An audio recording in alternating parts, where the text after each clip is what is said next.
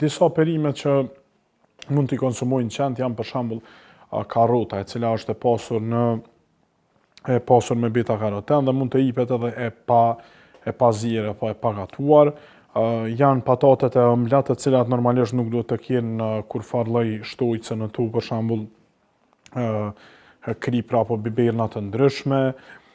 Tjetër është brokoli, i cili është i pasur në vitaminë C, mund të jipet në sasi të vogla dhe të ndahet në pjesë më të vogla, mirë po jo të tepruar për shkak që mund të shkaktoj gazra apo fryre tek qeni. Pastaj kemi edhe trangujt, të cilët janë jashtëzakonisht të pasur, janë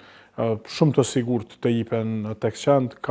janë antioksidant shumë të mirë dhe mund të jipen edhe në formë të shpërblimit. Pastaj kemi të bëjmë edhe me spanaq, ku spanaqi është i preferueshëm, i rekomandueshëm të jipet, mund të jipet si shtojcë ushqimore qenit, mirë po normalisht që jo në sasi shumë të mëdha, për shkak që në disa raste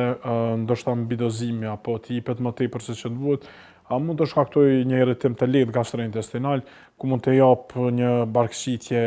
e cila normalisht do ta shqetësonte pa nevojë pronarin, pra të gjitha këto mund të jipen në sasi të moderuar dhe normalisht që pa asnjë lloj melmese, pa shtojca siç është krypa, biberi e kështu me radhë.